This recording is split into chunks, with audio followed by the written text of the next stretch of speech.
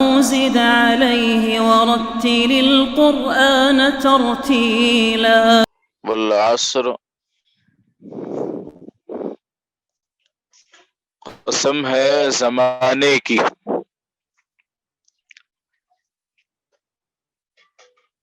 واو قسمیہ ہے. واو قسمیہ ہے، قسم کے معنی دینے کے لیے آتی ہے واو. جیسے واو عطف کے معنی اور کا معنی کے لیے آتی ہے، اسی طرح قسم کے معنی کے لیے بھی واو کا استعمال ہوتا ہے. جیسے واللہ اللہ کی قسم، تاللہ اللہ کی قسم. یہ عرب کے اندر استعمال بھی ہوتا ہے واللہ، واللہ. یہ تو واو کا معنی ہی قسم کے ہے، عصر کا معنی زمانے کے ہیں یہاں پر. ویسے عصر یعصر باب نصر انصر سے اس کے معنی آتے نچوڑنے کے. کسی چیز کو جیسے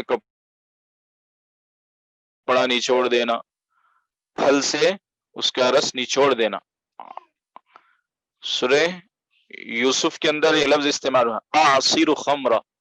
وہ جو دو آدمیوں نے خواب دیکھا تھا، ایک نے دیکھا میں شراب نچوڑ رہا ہوں، وہاں لفظ استعمال ہوا ہے اعصر خمرہ، میں شراب نچوڑ رہا ہوں.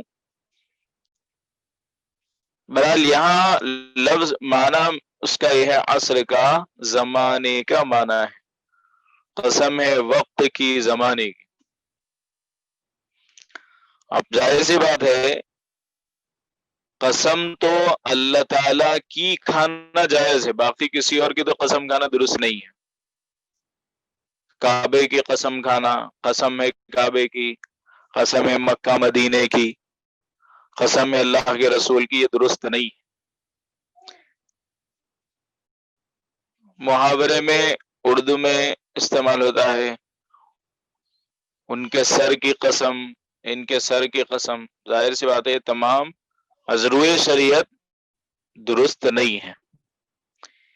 ایک ہی ہے اللہ کی قسم کھانا ہے، لیکن یہ تو انسانوں کے لیے ہے، جو شریعت کے مکلف ہیں ان کے لیے قاعدہ ہے. اللہ تو کسی بھی چیز کی قسم کھا سکتے ہیں، اللہ سے بڑا کوئی نہیں ہے. اللہ کے لیے قانون تھوڑی ہے، انسانوں کے لیے قانون ہے. اب یہاں اللہ تعالیٰ نے اہمیت بتانے کے لیے وقت کی قسم کھائی ہے، قسم ہے وقت کی، زمانے کی. اس لیے کہ دنیا کی ہر چیز خریدی جا سکتی ہے، مگر ایک زندگی کا ایک سیکنڈ بھی کسی سے ہم خرید نہیں سکتے. پوری دنیا کو اگر قیمت بنا دی جائے اور وقت کو اگر ایک سامان سمجھ لیا جائے تو پوری دنیا کا سونا چاندی سامان زمین جائیداد ساری چیزیں مل کر بھی اگر بیچ کر ایک سیکنڈ بھی اگر خریدنا چاہے تو نہیں خرید سکتے. گیا وقت پھر ہاتھ آتا نہیں، سدا دور دورہ دکھاتا نہیں. جو وقت چلا گیا تو چلا گیا ہے، آگے وہ وقت نہ آنے والا ہے. انسان تو آخرت کے قریب ہوتا جا رہا ہے، موت کے قریب ہوتا جا رہا ہے. تو وقت اتنا قیمتی ہے کہ اللہ نے اس کی قسم کھا کے اس کی اہمیت کو بیان کیا. قسم تو اسی وقت میں کھاتے ہیں جب کسی چیز کی اہمیت بتانا مقصود ہو.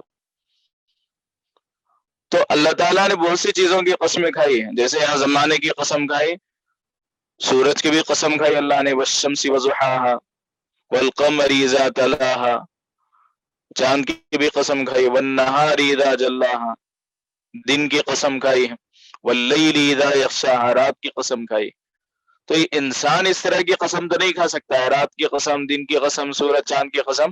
یہ انسانوں کے لیے درست نہیں ہے، لیکن اللہ تعالیٰ انسانوں کو اہمیت بتانے کے لیے کسی بھی چیز کی قسم کھا سکتے ہیں.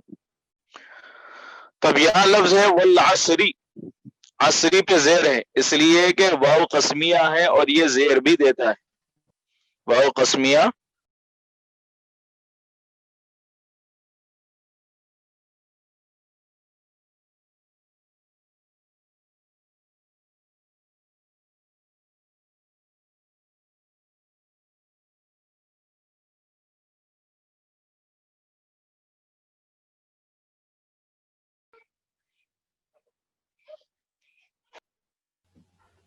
اہمیت بتانے کے لیے اللہ تعالیٰ جس چیز کی چاہے قسم کھا سکتے ہیں. جیسے قرآن میں بھی کئی جگہ اللہ تعالیٰ نے قسمیں کھائی ہیں.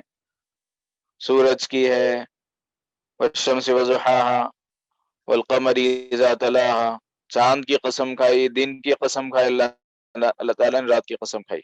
تو یہ اللہ تعالیٰ کے لیے کوئی ضابطہ اصول نہیں ہے کہ بھئی ہم اللہ تعالیٰ کے بارے میں یہ سوچے اللہ نے اس کی قسم کھائی، فلاں کی قسم کھائی، یہ نہیں. تو آگے ہے ان الانسان لفی خسر. ان حرف مشبہ بالفعل. حرف یہ سنگلر آتا ہے، پلورل اس کا حروف آتا ہے. حرف مشبہ بالفعل ورنہ حروف مشبہ بالفعل نہیں. ان حرف مشبہ بالفعل. آپ اس لفظ کے نیچے لکھتے جائیں، انا کے نیچے آپ پینسل سے لکھیں، بعد میں کاپی میں لکھ لیں. انا کے نیچے لکھیں آپ حرف مشبہ بالفعل. حرف مشبہ بالفعل کرتا کیا ہے؟ اپنے بعد والے نون پر زبر دیتا ہے. اپنے بعد والے نون کو زبر دیتا ہے، گرامر ہے، اس کا فائدہ ہے. تو آپ دیکھیے ان الانسان، ان الانسان ہے، نون زبر نہ. یہ نون پہ زبر اس لیے ہے ان حرف مشبہ بالفعل کی وجہ سے. ایسے قرآن میں کئی جگہ استعمال ہوا، ان اللہ کان غفورا رحیما، ان اللہ کان سمیعا بصیرا، ان اللہ غفور الرحیم. یہ ساری چیزیں ان اللہ، اللہ نون ہے اور انا کے بعد آیا ہے، اسی لیے اس میں زبر ہے. بہرحال دیکھیں ان الانسان لفی خسر، بے شک تمام انسان. لام تاکید کا ہے، فی معنی میں حرف جر ہے، خسر معنی نقصان، خسر معنی نقصان. یہ خسر مصدر ہے. خسیرہ یخسر، باب سمیع یسمعو، باب سمیع یسمعو کا مصدر ہے. خسر معنی نقصان اٹھانا. بے شک تمام انسان نقصان میں ہے، خسارے میں ہے. جو تمام انسان ہے، یہ ترجمہ کس کا بن رہا؟ انسان پہ جو الف لام ہے اس کا ترجمہ ہے بے شک تمام انسان. الف لام بھی خالی نہیں ہے، اس پہ الف لام کا بھی معنی ہے تمام کے تمام انسان نقصان میں. جیسے الحمدللہ رب العالمین کے اندر تمام تعریفیں اللہ کے لیے ہے، تمام تعریفیں. تب ظاہر سی بات ہے تمام تعریفیں کس کا ترجمہ ہوا؟ الحمد میں جو الف لام ہے اس کا ترجمہ ہے ال کا ترجمہ. حمد کا معنی تو تعریف کیا ہے، حمد مصدر ہے، حمید یحمد باب سمیع یسمع کا مصدر ہے حمد. اس پر جو الف لام آیا ہے اس کا ترجمہ تمام کی تمام تعریفیں ہیں. اسی طرح یہاں پر بھی جو الف لام آیا ہے ان الانسان میں، انسانہ میں جو الف لام آیا ہے اس کا ترجمہ ہے تمام کے تمام. تمام کے تمام انسان لوگ کیا ہے؟ خسارے میں ہے، نقصان میں. الا الذین، الا حرف استثناء، الا حرف استثناء. آسان نحو میں پڑھے تھے مستثنا، مستثنا منہ، حروف استثناء وغیرہ. اس کے بعد کا لفظ ہے الذین، یہ اسم موصول جمع مذکر کے لیے استعمال ہوتا ہے. الذی، اللذانی، الذین. تو الذین جمع مذکر کے لیے استعمال ہوتا ہے اور اس میں موصول ہے. آمنو، آمنو، آمن یؤمن ایمانا، باب فعال سے آمن، آمنا، آمنو. فعل ماضی جمع مذکر غائب کا صیغہ ہے، فعل ماضی اور جمع مذکر غائب کا صیغہ ہے. اس کے بعد ہے وا، وا زبر وا، یہ حرف عطف ہے. عمیلو، عمیلا یعملو، باب اس کا ہے سمع یسمع. عمیل عمیلا عمیلو، جمع مذکر غائب، فعل ماضی جمع مذکر غائب کا صیغہ ہے. عمیل الصالحات، صالحات صالحتن کی جمع ہے، صالحتن سنگلر ہے، اس کا پرولر ہے صالحات، مانے اس کے نیکی، پرولر ہے تو جمع کا کیا ہوگا؟ نیکیاں.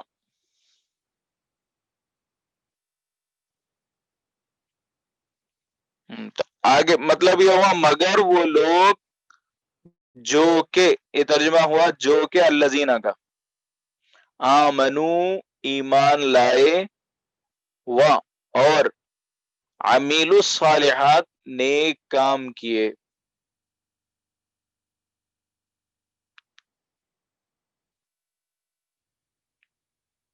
ایمان نام ہے کس کا؟ اقرار باللسان، اقرار باللسان زبان سے اقرار کرنا، تصدیق بالقلب دل سے ماننا، وعمل بالارکان اور ہاتھ پیر آنکھ ناک سے اس پر عمل کرنا، جتنے اعضاء و جوارح ان سے عمل کرنا، اس کا نام ہے مکمل ایمان. زبان سے اقرار کرنا، دل سے تصدیق یعنی ماننا، اور پھر انسان اپنے اعضاء و جوارح سے عمل کرنا کا نام ہے مکمل ایمان. ایمان لانا کافی نہیں ہے، آگے اور ایک شرط لگائی قرآن نے، عامل الصالحات نیک کام بھی کرنا ہے. اگر مرنے کے فوری بعد جنت میں جانا ہے تو نیکیاں ہونا ہے، نیک کام ہونا ہے. ایمان والا تو کہ کبھی نہ کبھی تو جنت میں ضرور جائے گا ایمان کی بنیاد پر، اگر ایمان کی حالت میں موت آئی ہو تو. لیکن ایمان کے ساتھ اعمال صالحہ بھی ہے، نیک کام بھی ہے، احکام شریعت بھی اس کی زندگی میں ہے، تو بغیر کسی دوزخ میں گئے ہوئے کہ سیدھے سیدھے جنت میں جائے گا. آگے لفظ ہے وتواصوا، وتواصوا میں واو حرف عطف ہے، اور کیا معنی میں؟ تواصوا باب تفاعل سے جمع مذکر غائب کا صیغہ ہے،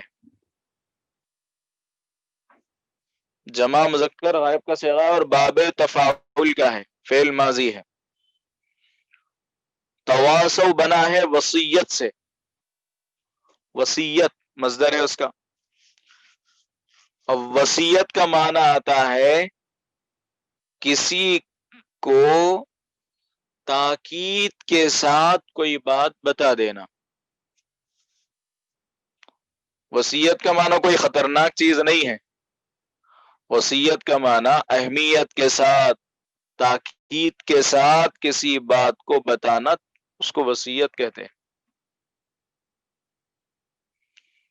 اسی سے لفظ تواصو بنا ہے بالحق، کہ حق کی تاکید کرتے رہے، اور حق کی تاکید کرتے رہے. وتواصوا پھر وہ آیا، پھر تواصو پھر ڈبل آیا، صبر یعنی صبر کی تلقین کرتے رہے، تاکید کرتے رہے، تلقین کرتے رہے، سب ایک ہی معنی. تو مطلب کیا ہوا؟ نیک کام کرتے رہے، آگے ہے حق بات کی تاکید کرتے رہے، تلقین کرتے رہے. حق سے کیا مراد، کیا مطلب؟ تو اب تو مفسرین نے قرآن کی تفسیروں میں تو بہت سا معنی اس کے بیان کیے، فلاں معنی فلاں معنی فلاں معنی. اس میں سے ایک معنی یہ ہے کہ صحیح عقیدے کی تلقین کرتے رہے، کہ یہ عقیدہ رکھو اللہ کے بارے میں، رسول اللہ صلی اللہ علیہ وسلم کے بارے میں، کتاب کے بارے میں، قرآن کے بارے میں، فرشتوں کے بارے میں، آخرت کے بارے میں یہ عقیدہ رکھو، اس بات کی تاکید کرنا، جو عقائد قرآن و حدیث میں آئے ہیں اس کی تاکید کرتے رہنا، حق بات کی، یعنی گویا کہ اچھی بات کی تاکید کرنا، امر بالمعروف وتواصوا بالصبر، اور صبر کی تلقین کرنا، یعنی جو انسان کی طبیعت کے خلاف کوئی کام آ جائے تو اس پر نیکیوں پر جمے رہنے کی تلقین کرنا، کہ نیکی رہو، برے مت بنو، نافرمانی نہ کرو، اللہ کے نافرمان بندے نہ بنو، صبر کرتے رہو، برداشت کرتے رہو اور تحمل کرتے رہو، اس کی تلقین کرنا، تاکید کرتے رہنا۔ صبر کہتے ہیں اس کو کہ جو طبیعت کے خلاف بات پیش آئے اور اس کو برداشت کر جائے، اس کو صبر کرنا کہتے۔ تو یہ جو انسان کو طبیعت کے خلاف باتیں پیش آتی ہیں، یہ حالات انسان کی طبیعت کے خلاف تو ہوتے ہیں لیکن تربیت کے خلاف نہیں ہے۔ طبیعت کے خلاف ضرور ہے لیکن تربیت کے خلاف نہیں۔ اللہ حالات کو اس لیے لاتے ہیں تاکہ انسان کی تربیت کرے، تو وہ حالات کبھی انسان کی طبیعت کے خلاف ہوتے ہیں، مزاج کے خلاف ہوتے ہیں، لیکن تربیت اس کے اندر اللہ تعالی کا مقصد ہوتا ہے، مقصود ہوتا ہے کہ یہ اس کی انسان کی تربیت کرے۔ تو تمام انسان خسارے میں ہیں، نقصان میں ہیں، لیکن ایمان والے، نیک کام کرنے والے، سچی بات بتانے والے، اور پھر صبر کی تلقین، خود صبر کرتے رہیں، دوسروں کو صبر کی تاکید کرتے ہیں، یہ جو جس کے اندر یہ چار صفات ہیں وہ فائدے میں ہیں۔ اب ایمان والا نہیں ہے، لاکھوں کروڑوں اربوں کربوں کی جائیداد، ایمان والا نہیں ہے، نقصان میں ہے، کیونکہ اس کے پاس وہ چیز نہیں ہے جو اللہ کو مقصود ہے۔ اسی لیے حدیث میں تو کیا آتا ہے، اللہ تعالیٰ یوں فرماتے ہیں اللہ کے نبی صلی اللہ علیہ وسلم نے کہ اللہ کے نزدیک دنیا کی کوئی قدر و قیمت نہیں ہے۔ واقعتاً اگر دنیا کی قدر و قیمت ہوتی تو پھر کافر کو اللہ تعالیٰ ایک گھونٹ پانی بھی نہ دیتے، کیونکہ وہ تو اللہ کا انکار کرنے والا ہے، اللہ کی ذات کا ہی انکار کر رہا کہ میں مانتا ہی نہیں ہے۔ تو جو اللہ کی ذات کا انکار کرتا ہے اللہ تعالیٰ اسے بھی دنیا دے رہے ہیں، تو مطلب یہ ہے کہ اللہ کے پاس ان چیزوں کی قدر نہیں ہے، زمین جائیداد کی، ملک مال کی قدر نہیں ہے، تبھی تو سب کو دیتے جا رہے ہیں، ماننے والے کو بھی دیا، نہیں ماننے والے کو دیا، بلکہ نہیں ماننے والے کو ماننے والے سے زیادہ دے دیا، کیونکہ اللہ کے پاس مچھر کے پر کے برابر بھی اللہ تعالیٰ کے ہاں اس کی قدر و قیمت نہیں ہے۔ غلطی سے مسلمان یہ سمجھتا ہے کہ بڑی قدر کی چیز ہے، یہ سمجھتا ہے کہ یہ ہونا ہی اللہ کے نزدیک پسندیدہ ہونے کی علامت ہے۔ یہی تو غلط فہمی ہوئی تھی مکے والوں کو بھی، آج کے لوگوں کو بھی غلط فہمی ہے، وہ سمجھتے کہ کافر آج کے مشرک کفار و مشرکین بھی یہ سمجھتے ہیں کہ ہم اللہ کے نزدیک پسندیدہ نہیں ہوتے، تو یہ ساری کاریں بہاریں کئی کوئی ہمارے پاس، یہ اس واسطے ہے کہ ہم اللہ کے نزدیک بھی پسندیدہ ہیں، لیکن اس کو یہ معلوم نہیں کہ اللہ کے نزدیک ان چیزوں کی قدر نہیں ہے، تبھی تو سب کو دے دیا، سب کو دے کے ختم کر دیا، جاؤ سب لے لو، میرے پاس اس کی قدر تھوڑی ہے۔ ہاں میرے پاس قدر ہے تو ایمان کی ہے، اس لیے ہر کسی کو ہم دینے والے بھی نہیں، اور ایمان سے بڑھ کر اور آگے درجہ ہے نیک کام کرنے والا، نیک بننا ایمان کے ساتھ۔ کتنے ایمان والے ایسے جو نیک نہیں ہیں، ایمان ہے دل میں لیکن ایمان نیک کام نہیں ہے، تو اس کے بعد اور درجہ ایمان کا، ایمان کے بعد نیک کاموں کا، نیک کام کے بعد خود بھی اس پہ نیک کام پہ برقرار رہنا اور دوسروں کو بھی برقرار رہنے کی تاکید کرنا، اور پھر برائیوں سے خود بھی روکنا ہے، دوسروں کو بھی رکنا اور دوسروں کو برائیوں سے روک دینا ہے۔ یہ صفت رہے گی تو اللہ کے نزدیک اس کا مقام و مرتبہ ہے۔ پھر دنیا میں چاہے اس کے پاس کوئی چیز نہ ہو تو کوئی مطلب ہی نہیں، کچھ نہیں اللہ کے نزدیک۔ کیا نبی پاک صلی اللہ علیہ وسلم کا حال کیا تھا دنیا کے اعتبار سے؟ تو وہی 2 مہینے الا الاسودین، اللہ کے نبی 2 مہینے خالص پانی اور کھجور پہ پوری 2 مہینے زندگی گزارے۔ کیوں؟ اس لیے کہ ان کے نزدیک کھانے پینے کی، کپڑے، سواریوں کی اتنی قدر و قیمت نہیں تھی، سمجھتے بھی نہیں تھے کہ بھئی یہ چیز ہونا اللہ کے نزدیک پسندیدہ ہونے. اگر یہ چیز اللہ کے نزدیک محبوب ہونے کی علامت ہوتی تو نبی پاک صلی اللہ علیہ وسلم تو سونے کے گھر میں رہتے تھے. حدیث میں دادا ہے سونے کا پہاڑ اللہ کے نبی صلی اللہ علیہ وسلم سے کہا گیا کہ آپ کہہ دے تو ہم, اللہ تعالیٰ فرماتے ہیں فرشتوں نے کہا کہ ہم سونے کا پہاڑ اب آپ کے ساتھ چلا دیں گے, لیکن اللہ کے نبی نے کہا کہ جب اللہ کے نزدیک عزت کی چیز نہیں ہے تو میں لے کے کیا کروں گا. تو بہرحال تو یہ قرآن پیغام دیتا ہے انسان کو کہ ایمان اگر دل میں ہو تو بہت بڑی چیز ہے, اس کے ساتھ اعمال صالحہ ہو تو اور بھی خوشی کی چیز ہے, اس کے ساتھ خود ان اعمال صالحہ کی خود پابندی کرتا ہے تو اور بھی زیادہ اعلیٰ مقام ہے, اور دوسروں کو اس کی تلقین بھی کرتا ہے تو وہ تو بہت اعلیٰ مقام رکھنے والا ہے. پھر دنیا کے اعتبار سے اس کے پاس کچھ نہ ہو تو کوئی بات نہیں ہے, غم کی بات نہیں ہے. اندری دنیا کسے بیغم نباشت گر باشد بنی آدم نباشت. شیخ سعدی فرماتے ہیں اس دنیا میں کوئی آدمی بیغم نہیں ہے, غم والا کوئی آدمی, بیغم کوئی آدمی نہیں ہے. گر باشد بنی آدم نباشت, دنیا میں اگر کوئی بندہ یہ کہہ دے کہ مجھے غم نہیں ہے تو وہ آدم کی اولاد نہیں ہے, آدم کی اولاد نہیں ہے.